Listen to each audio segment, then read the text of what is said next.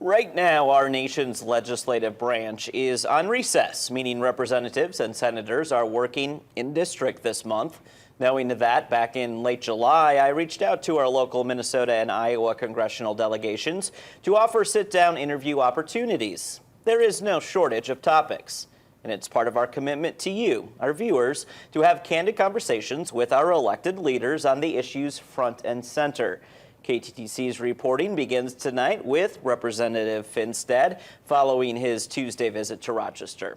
I asked him about his vote of support for the president's big, beautiful bill and what it means for people in the state's 1st District. If you are here illegally on Medicaid, if you are involved in waste, fraud, and abuse, then yes, you might be cut off the program.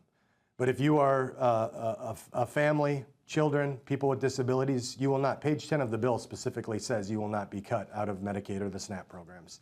So it's there for the general public to read.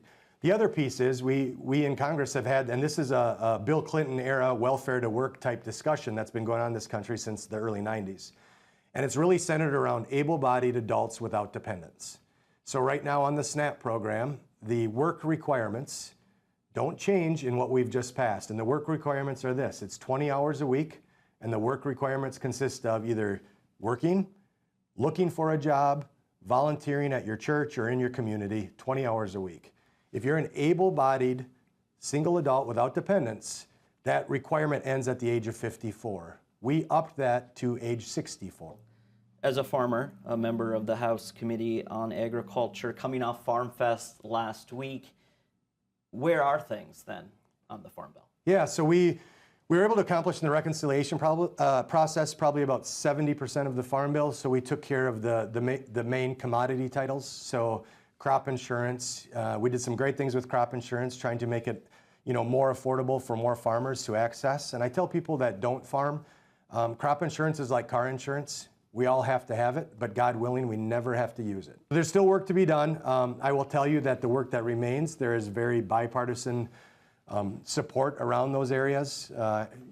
Congresswoman Craig and I have worked very closely on a lot of the farm credit pieces, the rural development pieces. I've worked with other members across the aisle on the Prop 12 legislation, and so I feel like the opportunity's ripe for us to get something done around harvest time.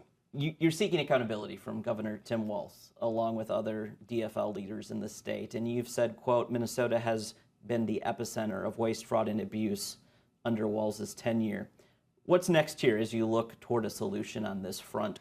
I mean, I'd love to have a conversation, and I would love to hear Governor Walz tell us as Minnesotans and as the federal government, who is on the hook for some of these funds, to say, we figured out what's going wrong, here's how we're going to fix it. Here's how we're going to hold people accountable. To date, we have not been communicated back with the governor's office. Has one state employee been let go in this process? Have they discovered policy flaws within the way they administer these state and federal funds? You've already announced your reelection for 2026. You won your district last time around with nearly 60% of the vote. How are you preparing for the midterm elections, and what is your message right now to voters? I'm just going to continue to do what I've done, and that's I pride myself on being a workhorse and not a show horse. You're not going to see me on Fox News throwing toxic rhetoric around. I'm going to be the one that's trying to listen, trying to hear people out on their concerns of the day. Can we expect in-person town halls prior to the 2026 election? So we were just at a county commissioner meeting early today. And there was zero intent from some folks in the audience to have a conversation. Their sole purpose was to holler and disrupt. That is not the Southern Minnesota way. I will find ways to communicate. I have found ways to communicate with constituents all over Southern Minnesota. A point of context for you, Finstad was meeting with the Olmsted County Board today, those commissioners. It was supposed to be an hour-long discussion, but it was ended after 7 minutes due to audience outbursts. We will be posting my complete 30-minute sit-down interview. That was just a small snippet of our conversation. We'll have that for you on KTTC.com. And also, we will be sitting down with other members of our congressional delegations in the coming weeks.